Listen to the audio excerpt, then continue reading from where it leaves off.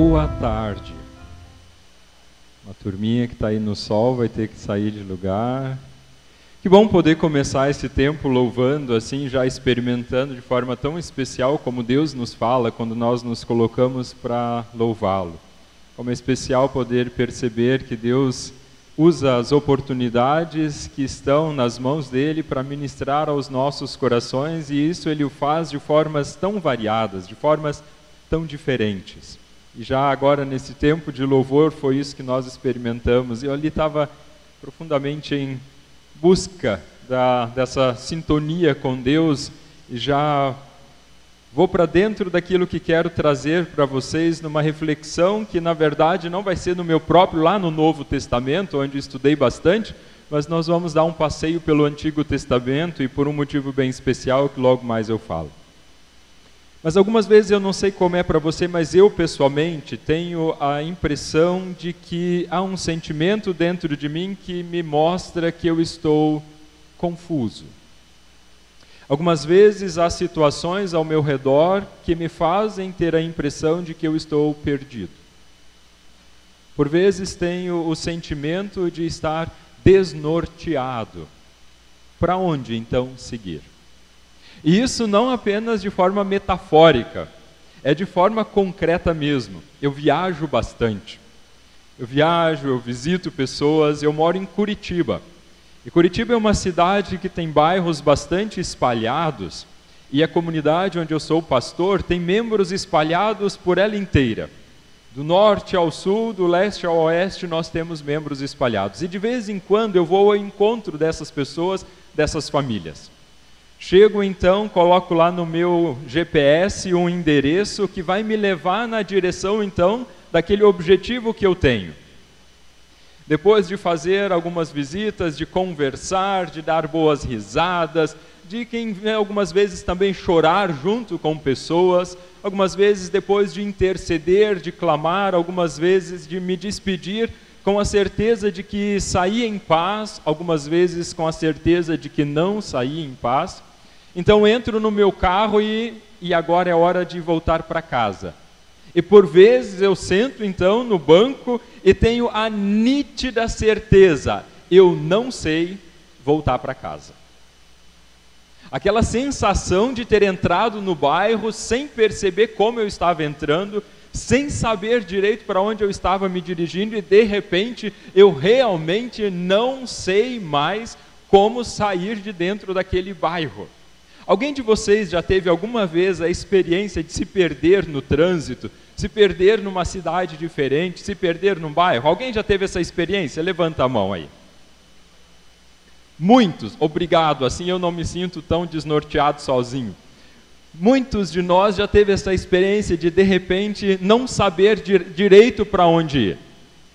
O que me salva muitas vezes de cometer acidentes, além da presença graciosa de Deus, é que no meu GPS tem uma função muito útil, que é ir para casa. É fantástico aquilo. Gente, vocês não têm noção do quanto de apuro esse negócio já me livrou, do quanto de vezes esse negócio já me foi útil, aquele negocinho que você abriu a tela, você não tem noção para onde seguir, vai para a direita ou para a esquerda, para onde é a minha casa? Chego lá e coloco o dedinho lá, ir para casa. E ele já reconfigura, já me mostra por qual rua seguir, se é para a direita ou se é para a esquerda e vai me conduzindo. É claro que por via de segurança eu não coloquei programado no meu GPS o endereço do lá específico ainda, mas fica na esquina da minha casa. Quando ele coloca e reprograma ir em direção à casa, eu sei, ele está me levando nessa direção. Para vocês para que nós possamos ir. Nós vamos retroceder no tempo 586 anos antes de Cristo. Nós vamos retroceder para um momento da história do povo de Deus que foi um momento de grande confusão, de grande desorientação, um momento de total perda de orientação, um momento confuso onde esse povo por inteiro se perdeu. Esse povo por inteiro não soube voltar para casa. Esse povo por inteiro estava totalmente alienado. E esse povo, esse momento da história tem muito a nos ensinar. E nós vamos começar lendo lá no segundo livro de Crônicas, no capítulo 36. No finalzinho do livro de Crônicas, quando nos é contado a história dos reis de Israel, a história daquelas pessoas que iam guiando o povo, nós chegamos então no finalzinho do capítulo 36 com um relato muito difícil, muito doloroso, um relato que mostra como este povo profundamente amado por Deus perdeu tudo. Perdeu tudo o que tinha e tudo o que era. E depois de perder tudo o que tinha, tudo o que era, deixou de ser. No segundo livro de Crônicas, no capítulo 36, no versículo 11, nós temos a seguinte história que nos é narrada. Segundo livro de Crônicas, capítulo 36, versículo 11. Tinha Zedequias a idade de 21 anos quando começou a reinar e reinou 11 anos em Jerusalém. Fez o que era mal perante o Senhor, seu Deus, e não se humilhou perante o profeta Jeremias, que falava da parte do Senhor. Rebelou-se também contra o rei Nabucodonosor, que o tinha ajuramentado por Deus, mas endureceu a sua cerviz, e tanto se obstinou no seu coração, que não voltou ao Senhor, Deus de Israel. Também todos os chefes dos sacerdotes e o povo aumentavam mais e mais as transgressões, segundo todas as abominações dos gentios, e contaminaram a casa que o Senhor tinha santificado em Jerusalém. O Senhor, Deus de seus pais, começando de madrugada, falou-lhes por intermédio dos seus mensageiros, porque se compadecera do seu povo e da sua própria morada. Eles, porém, zombavam dos mensageiros, desprezavam as palavras de Deus e mofavam dos seus profetas, até que subiu a ira do Senhor contra o seu povo, e não houve remédio algum. Por isso, o Senhor fez subir contra ele o rei dos caldeus, o qual matou os seus jovens à espada, na casa do seu santuário. E não teve piedade nem dos jovens, nem das donzelas, nem dos velhos, nem dos mais avançados em idade. A todos os deu nas suas mãos.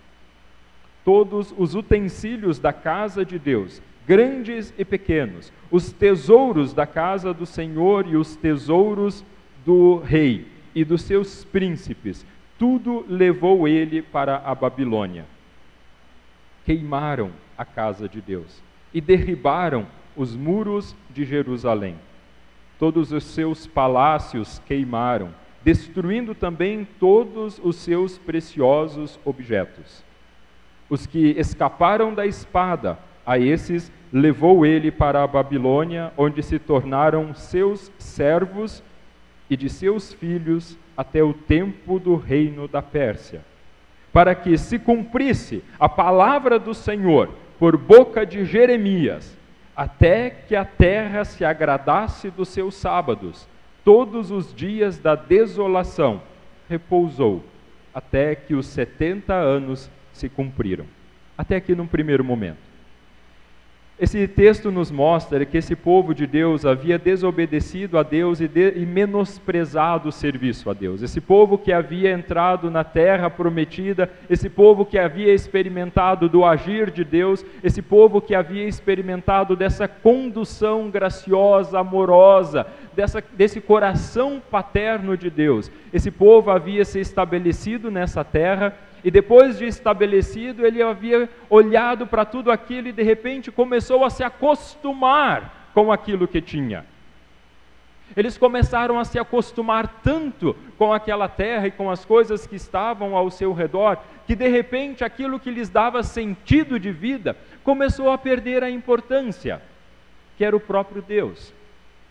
Quando esse Deus foi colocado de lado, aconteceu então uma grande catástrofe nesse período da história do povo de Deus, dos nossos antepassados na fé.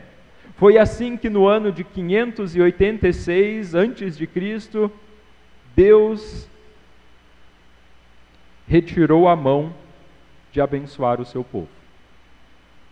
Ele não fez nada mais do que isso: retirar a mão e deixar o povo então à sua própria sorte. Porque o que há de mais terrível num relacionamento com Deus é quando, por consequência da desobediência, Deus não lança pragas, Deus não lança maldições, Deus não lança juízo, Ele simplesmente retira a mão de abençoar, de cuidar, de amparar. E é neste momento que nós estamos no ano de 586 a.C., segundo Crônicas 36. É o momento onde Deus, por piedade, por misericórdia, por compaixão do seu povo, lhe retira a mão que abençoa. E tudo aquilo que aquele povo achava que dava-lhes segurança, tudo aquilo que aquele povo achava no qual ele poderia estribar o seu coração, tudo aquilo eles perderam. Nós não seremos destruídos porque a cidade de Jerusalém é a cidade do templo do nosso Deus. Nunca será destruído o templo do nosso Deus, pois não fica pedra sobre pedra quando aquilo que deveria agradar a Deus não agrada. Não é templo que segura a presença de Deus, é a fidelidade a esse Deus em resposta àquilo que Ele é. E neste momento, então, nós observamos como Deus retira a mão e deixa com que seu povo passe por um momento bem difícil, sendo escravizado, humilhado, derrotado para ser disciplinado. É isso que nós estamos lendo em 2 Crônicas 36.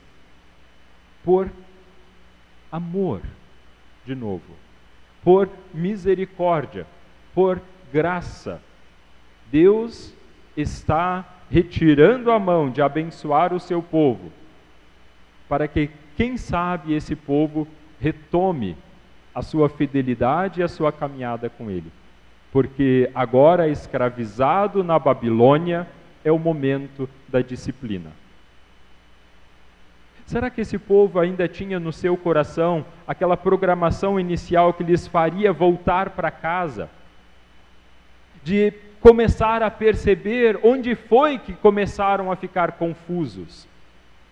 Onde foi que começou aquele desvio de rota que fez com que essas pessoas se perdessem no caminho? Será que agora esse povo vai reconhecer isso, vai perceber isso, onde eles precisam retomar então a rota, a trajetória para alcançar um objetivo? Será? Essa expectativa que esse texto de 2 Crônicas nos mostra, e no finalzinho desse texto nós temos então já Deus intervindo para comprovar se esse povo tem no seu coração essa orientação que lhes vai fazer voltar à trajetória que precisam. Isso nós vamos, num primeiro momento, ver lá no texto, no finalzinho do capítulo 36 de 2 Crônicas, no versículo 22. Porém, no primeiro ano de Ciro, rei da Pérsia, para que se cumprisse a palavra do Senhor por boca de Jeremias, despertou o Senhor o espírito de Ciro, rei da Pérsia, o qual fez passar pregão por todo o seu reino, como também por escrito, dizendo: assim diz Ciro, rei da Pérsia: o Senhor, Deus dos céus, me deu todos os reinos da terra e me encarregou de lhe edificar uma casa em Jerusalém, que está em Judá. Quem entre vós é de todo o seu povo, que suba, e o Senhor, seu Deus, seja com ele. E daí nós viramos uma página, ou quem sabe na mesma que você tem aí, você entra no livro de Esdras. E é para lá, para esse livro, que eu quero convidar você a seguir. A olhar as configurações do coração do povo de Deus, quando Deus mesmo, então, em generosidade, em profundo amor, não abandona este seu povo e dá uma nova oportunidade para eles mostrarem fidelidade. Como será que eles reagem? Primeiro capítulo de Esdras.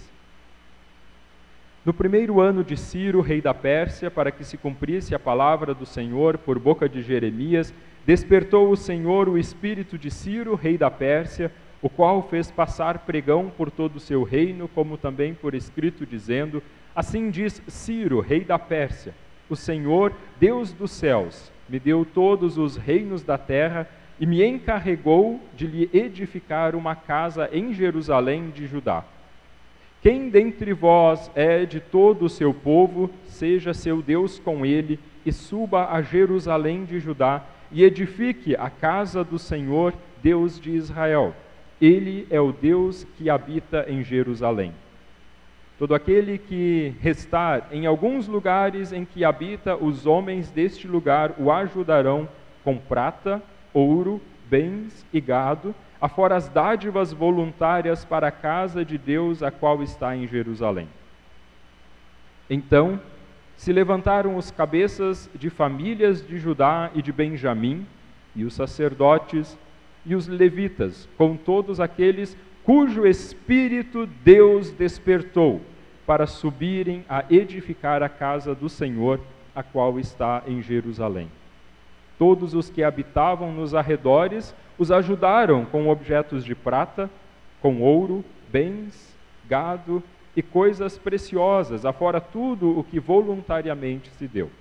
Também o rei Ciro tirou os utensílios da casa do Senhor, os quais Nabucodonosor tinha trazido de Jerusalém e que tinha posto na casa de seus deuses.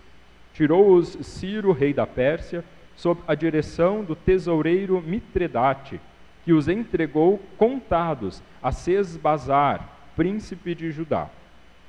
Eis o número deles: 30 bacias de ouro, 1000 bacias de prata, 29 facas, 30 taças de ouro, 410 taças de prata, e de outra espécie e 1000 outros objetos.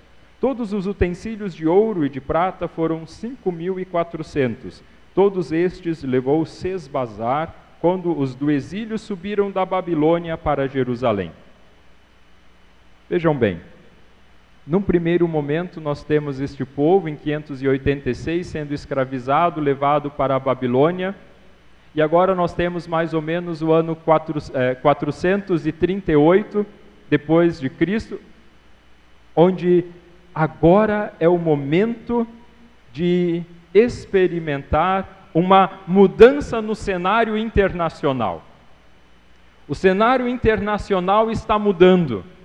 É favorável agora para que esse povo retorne para sua casa de onde havia sido escravizado, onde a grande derrocada da nação havia começado. Eles têm a oportunidade de voltar para Jerusalém.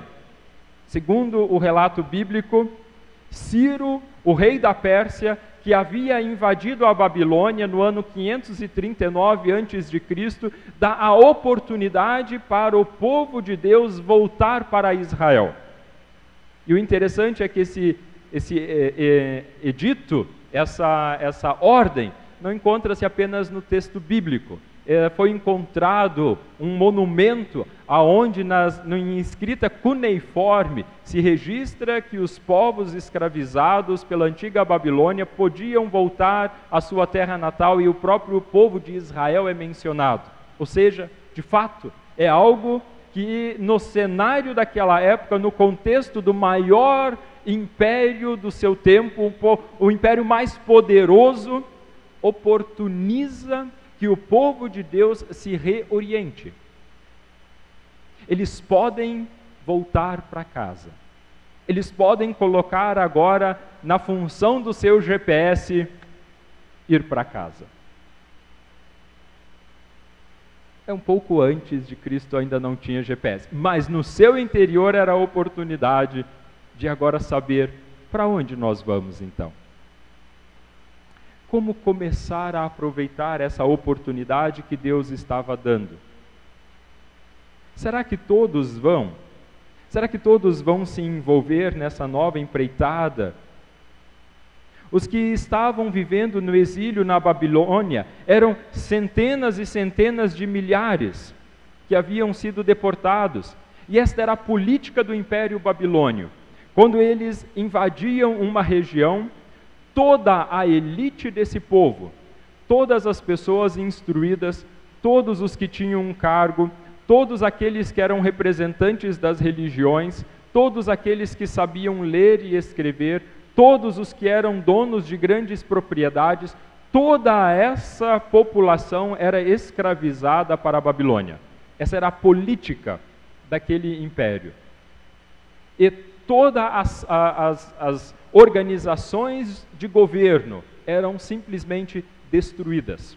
Todos os templos eram destruídos, para que aquelas pessoas sequer pensassem em se revoltar contra o poder da Babilônia. Ciro, o rei da Pérsia, quando invade a Babilônia e conquista no ano 539 a.C., muda essa política e proporciona que os povos possam voltar e reconstruir a sua identidade, a sua nação, o seu povo. A nossa pergunta então é: por onde começar? Quando tudo está confuso, quando tudo se perdeu, quando há um sentimento de desorientação, quando há uma sensação de que se perdeu o norte, quando há uma confusão de não saber por onde começar, então, como fazer? Quando tudo aquilo no qual se confiava foi perdido, o povo de Israel passou a confiar nos muros que cercavam a cidade de Jerusalém. Isso lhes dava segurança, eles acreditavam. Eles passaram a confiar que um templo lhes dava segurança, porque essa cidade na qual Deus habita nunca seria destruída. Eles passaram a confiar em paredes de pedra. E isso eles perderam. Eles perderam os seus muros, eles perderam a sua cidade, eles perderam o seu templo, eles perderam a sua nação e foram deportados. Por onde reiniciar a reconstrução? Onde investir forças e energia para reedificar quando estamos desorientados, quando estamos confusos?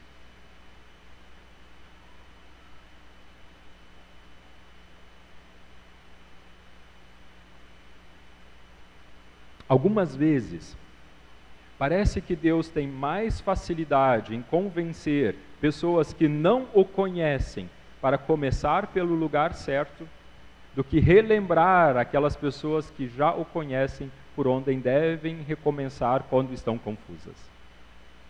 Algumas vezes Deus consegue ter mais facilidade de convencer o descrente a buscá-lo do que o crente a retomar a fidelidade e o passo com ele. E é exatamente o que nós vemos aqui. Nós vemos que Deus chega a esse Ciro, que era um governador persa, que servia a muitos deuses, e diz para Ciro onde se deve recomeçar a construção e a identidade. E aqui está um ponto que muitos menosprezam. O empreendimento de reconstrução da identidade começa pelo que é óbvio, essencial. E o que é essencial? No decreto de Ciro nós vemos que é o relacionamento com Deus. É o relacionamento com Deus aqui na forma da reconstrução do Templo de Jerusalém.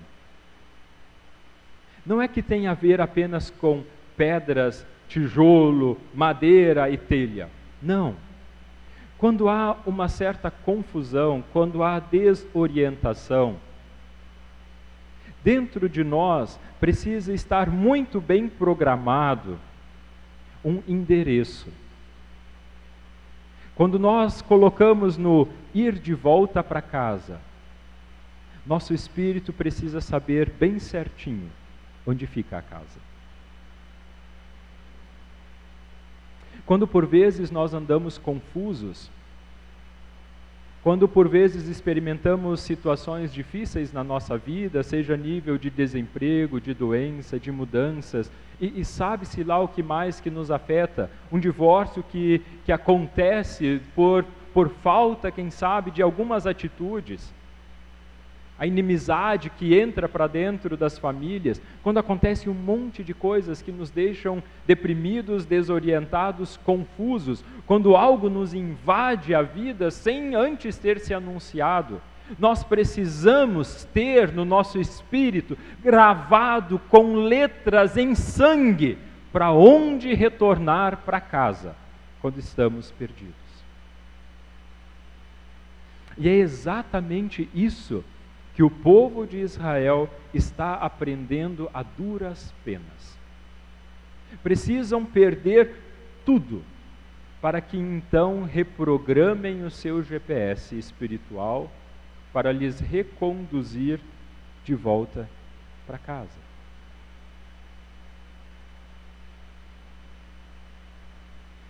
Algumas vezes eu tenho a impressão de que nós conseguimos colocar endereços confusos no nosso GPS.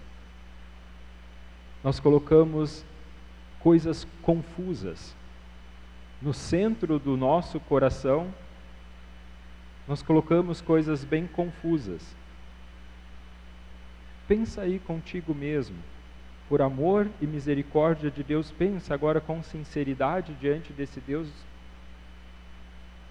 diante do qual nós estamos. Naquela função do teu coração, no mais íntimo que você é, no teu espírito, qual endereço está lá? O que está lá onde você clica e que faz com que aquela desorientação, então, se vá e uma trajetória se abra diante de você. Porque algumas vezes as coisas que nós colocamos nesta função podem complicar ainda mais a rota. Alguns de nós têm naquele ir para casa a carreira. Quando tudo está confuso, quando estamos desorientados, então investimos ainda mais na carreira. Quando estamos desorientados, investimos ainda mais na família. Quando estamos desorientados, investimos nas amizades. Quando estamos desorientados, então fazemos uma reforma na casa. Quando estamos desorientados, olhamos para as paredes e dizemos: se tivesse uma cortina mais bonita aqui, eu teria mais paz. Ah, se tivesse um tapete novo aqui no chão. Ah, se eu pudesse trocar de carro nesse mês ou nesse ano, comprar um carro novo, isso me daria uma certa segurança. Isso significa que o GPS está programado nessas coisas. O ir para casa significa comprar uma cortina nova. O ir para casa significa investir na carreira. O ir para casa significa cuidar melhor da família. O ir para casa significa um monte de coisas. Mas isso não é importante? Claro que é. Mas se o ir para casa, se o endereço que está registrado lá for esse tipo de coisas, no momento do desespero, no momento da confusão, no momento em que tudo se for, então a destruição é total. A experiência do povo de Israel, nesse tempo em que nós estamos vendo aqui, é o desespero de repente, no meio da confusão, no meio das perdas, no meio da desesperança, no meio da humilhação, no meio da escravidão, precisar colocar a orientação certa no seu GPS. E isso é muito mais difícil, porque a orientação deveria estar bem gravada antes da confusão se instalar. Alguns de nós já ouviu, quem sabe, uma palavra especial de Jesus que dizia: busquem, pois, em primeiro lugar o reino de Deus e a sua justiça. As outras coisas serão acrescentadas. Mas pela insistência que nós temos, por vezes, de registrar na função mais importante do nosso coração outras coisas, nós buscamos todas as outras coisas e esperamos que o reino de Deus e a sua justiça nos sejam acrescentados. E nesse sentido, a ordem dos fatores altera o produto. No meio desse tempo que os israelitas estão vivendo, eles vão precisar aprender que não devem trocar o Deus que abençoa pelas bênçãos que receberam.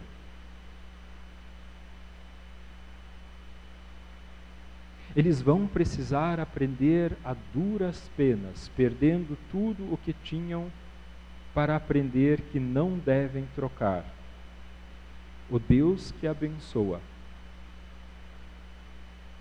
pelas bênçãos que receberam. Quando servimos a Deus, experimentamos deste Deus, a presença dele que dá realmente equilíbrio, sentido, direcionamento e amparo. E deixam as coisas no equilíbrio, para que aquilo que ele nos dá não nos roube a energia, para que seja do nosso único interesse e da nossa única obrigação manter aquilo que ele nos deu. Quando nós estamos firmados e orientados nele, naquela fidelidade que ele pede ao seu povo, assim como em Crônicas nos mostra que o povo não conseguia, quando nós temos essa oportunidade, nós temos então registrados dentro de nós esse endereço certo, porque quando tudo está confuso, dentro de nós então nós acionamos aquela função que diz: de volta para a presença de Deus. De volta para a presença de Deus. É de lá que tudo mais vai se organizar. De volta para a presença de Deus.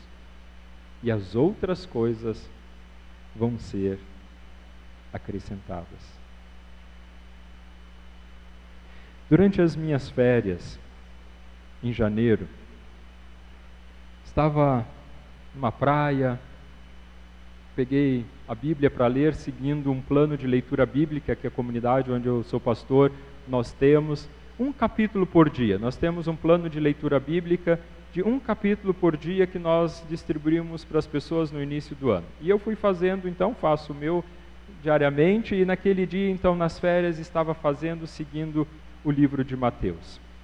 E o Evangelho de Mateus me surpreendeu pela quantidade de coisas que Deus ali nos coloca, nos mostrando que Ele quer que nós empreendamos, que nós sejamos empreendedores, que nós façamos, que executemos, que possamos agir.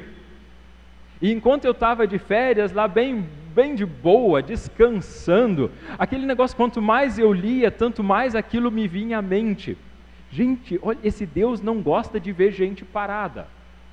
Então, quando nós falamos em voltar para Deus, não tem a ver apenas com ficar parado, porque Deus nos chama para empreender, para agir. E empreender tem a ver com algo a ser realizado que vai dar trabalho. E a vida dá trabalho. A vida dá muito trabalho. Empreender tem a ver com realizar, tem a ver com pôr em execução, tem a ver com fazer. E quando eu olho para esses textos do Novo Testamento, de Mateus, eu não vou citar, porque senão vocês vão lá para a Bíblia, mas lembrando da parábola dos talentos. Quando eu olho para a parábola dos talentos, Deus distribui aquilo que Ele tem de mais precioso para as pessoas e espera que aquilo dê lucro. Tem que produzir.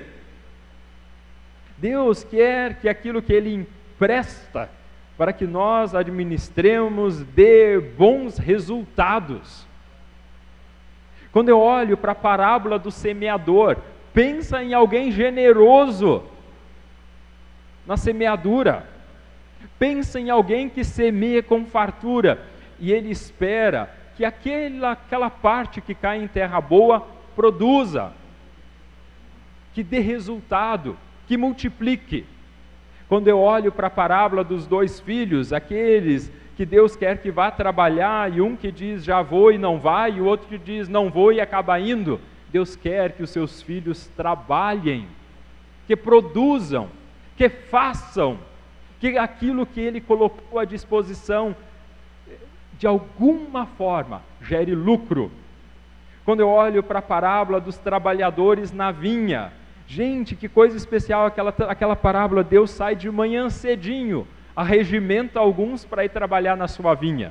Passa depois, vê uns parados, leva aquela turma para poder trabalhar na vinha. Passa depois do meio-dia, vê uns lá, leva para trabalhar na vinha e depois no final do dia acerta as contas com todos eles. Quando eu olho para esses textos, eles me mostram, me revelam que Deus quer que nós possamos empreender a partir daquilo que Ele mesmo nos coloca à disposição. Deus nos chama para agir, para transformar, para fazer, para empreender. Mas existe uma diferença muito grande entre empreender, agir e fazer e ganhar dinheiro por si só. Não é mal ter um bom salário e se empenhar para que esse salário melhore. Não é errado ter um bom salário. Não é errado querer progredir na vida. Não. Isso é uma visão tosca de que um bom cristão é um monge trapista. Uma visão tosca.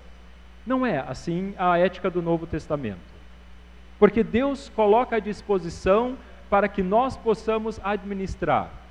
E aqui faço esse paralelo para poder olhar então como nós, de alguma forma, quando nós temos no nosso coração bem registrado onde está a nossa casa, para onde o nosso espírito vai quando estamos confusos, vamos saber administrar muito bem a carreira, a profissão, a família, os relacionamentos e tudo o mais que Deus nos colocar à disposição. Quando temos registrado no nosso coração onde está de fato o nosso porto seguro, todas as outras coisas nos serão acrescentadas de tal forma que nós vamos saber muito bem administrá-las e fazer prosperar, fazer dar bons resultados. Porque esse é o interesse do próprio Deus, a partir daquilo que Ele na sua palavra nos coloca. Mas empreender, usar os dons e talentos que Deus nos dá, as oportunidades que Ele nos coloca à disposição. Existe uma grande diferença entre isso e apenas ganhar dinheiro. E essa lição, sabe onde ficou claro para nós nesses últimos meses? Na lição que uma das maiores empresas do Brasil nos ensinou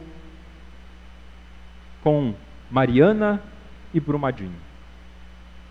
Que existe uma diferença muito grande entre empreender e ganhar dinheiro. Entre produzir de forma saudável, sustentável, digna e justa e encher o cofre de uma empresa. Existe uma diferença muito grande. entre empreender e apenas querer ganhar mais dinheiro. Deus concedeu o minério e nós podemos explorar essa riqueza, mas não apenas para enriquecer e causar a morte de pessoas e da natureza. Eu acredito que ninguém em sã consciência vai dizer que Mariana e Brumadinho foi apenas um acidente. Foi um crime. E um crime grave, que causou a morte de centenas de pessoas. Foi um crime. E foi um crime premeditado, porque as pessoas tinham muita consciência do que ali poderia acontecer e mesmo assim arriscaram a vida de centenas de pessoas para lucrar mais, porque esse era o método menos caro para a empresa lucrar mais, e ela sabia disso. Se nós concordamos a nível maior que aquilo que aconteceu com a Vale gerou uma catástrofe muito grande, porque algumas vezes na nossa vida pessoal nós corremos o mesmo risco de implementar na nossa ética diária a mesma cultura e a mesma ética dessa empresa que gerou a morte e a destruição. Explicando, quando algumas vezes na nossa vida nós estamos tão desorientados, tão confusos com as coisas nas quais nós estamos envolvendo, ao ponto de perder a orientação daquilo que é essencial, o desastre e a tragédia estão à porta.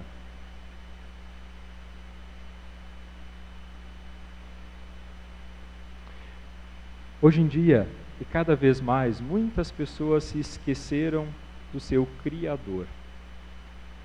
E por se esquecerem do seu Criador, elas não sabem mais o que colocar na função ir de volta para casa. E assim elas perderam completamente o propósito e o significado da sua vida. Muitas pessoas não estão vivendo, elas apenas estão existindo. E entre o nascimento e a morte estão enchendo esses dias de coisas. Estão produzindo muito. Estão gerando lucro. Mas não têm a mínima noção de qual o propósito. Elas não sabem qual é o seu lugar na vida. Porque elas esqueceram de onde vem seu propósito neste mundo.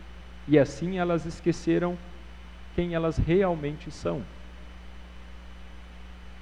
Esse esquecimento, ele não acontece da noite para o dia. Ele é um processo gradual e lento. Não é de uma noite para o dia que nós esquecemos de Deus. Não é da noite para o dia que Deus passa a ser algo distante. Não é da noite para o dia que nós começamos a questionar a existência de Deus. Não é da noite para o dia que nós achamos que existem outras coisas muito mais importantes do que nutrir um relacionamento com Deus. Não é da noite para o dia que de repente nós trocamos lá na função do nosso GPS a orientação para onde o nosso espírito, a nossa vida, a essência do que nós somos deve seguir quando nós estamos desorientados. Isso não acontece da noite para o dia. Esse é um processo lento e gradual, que a cultura ao nosso redor, nossa própria natureza e o pecado que habita em nós, tende a nos levar cada vez mais e mais para longe.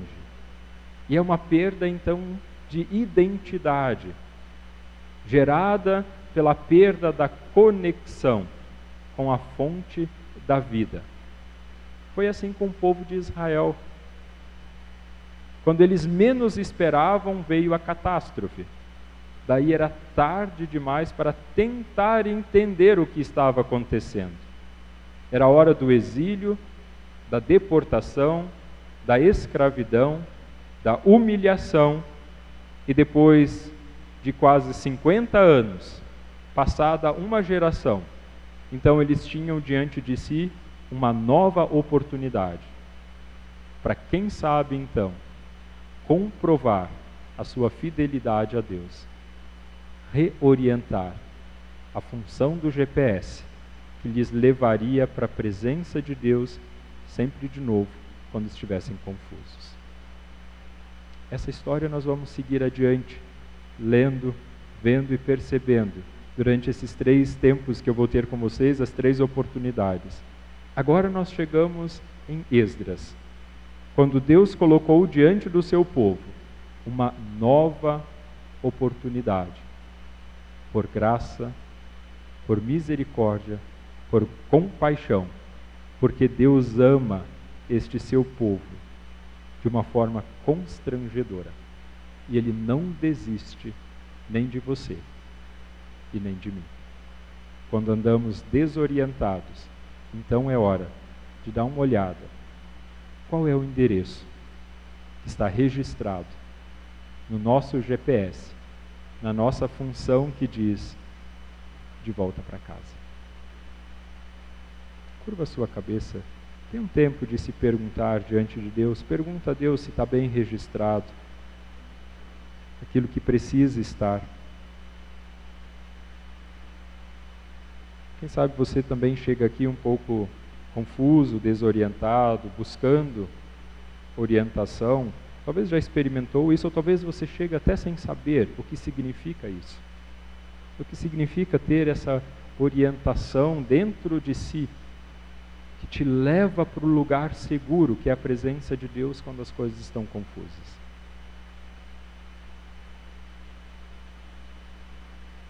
Se pergunte se você tem essa orientação gravada,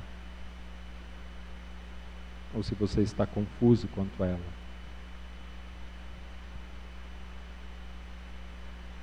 Ó Deus, Senhor da vida, o Senhor nos dá as oportunidades para poder então experimentarmos um pouco mais da Tua graça, da Tua misericórdia, da Tua compaixão, do Teu empenho em nosso favor.